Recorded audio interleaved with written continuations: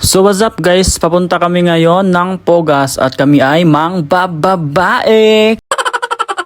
Kasama ko pala ngayon si Steve, si paring Steve. So dalawa lang kami ngayon magkasama at yun na nga, papunta na nga kami ng bar nito at ewan ko lang kung anong mangyayari doon. Siguro sayaw-sayaw lang din kami, yun lang yung gagawin namin. Wala kaming ibang gagawin kundi yun lang, hindi na kami mang bababae kasi mga good boy kami.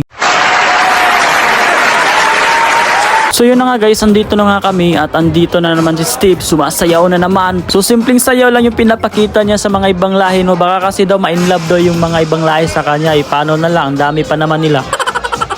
So maraming tao pala ngayon guys, no, kasi Friday night kasi ngayon kaya maraming tao. So ito pala yung pinakasikat na mga bar dito guys, no. Ang pangalan is Pogas. Bali lahat ng mga Pinoy dito pumupunta. Halos lahat ng mga Pinoy, lalo na yung mga taga Samsung SDI. Char.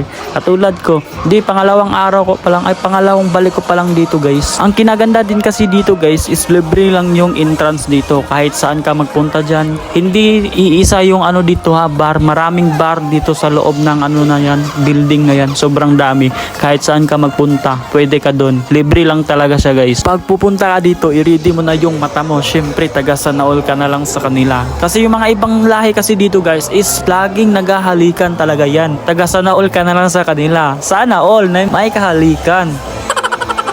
Ang kinaganda lang talaga sa ibang bansa guys, kasi kung maghahalikan kayo dyan kahit saan man o kahit maraming tao, parang wala lang din yan sa kanila. Syempre, ewan ko lang din ha, ewan ko lang, ang sobrang layo talaga sa Pinas. Kasi kung sa Pinas, kikis ka lang sa pisngi siguro at chichismis ka na. Dito, kahit anong gawin nyo, wala silang pake kahit anong gawin nyo, mga hinayupak kayo.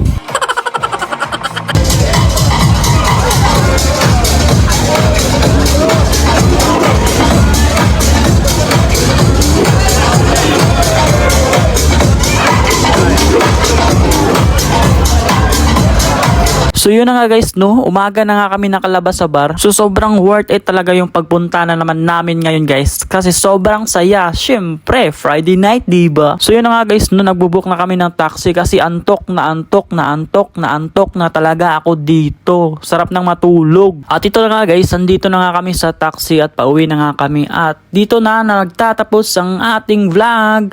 So sa susunod na naman guys, thank you for watching. Don't forget to like and share my post. So thank you, bye bye.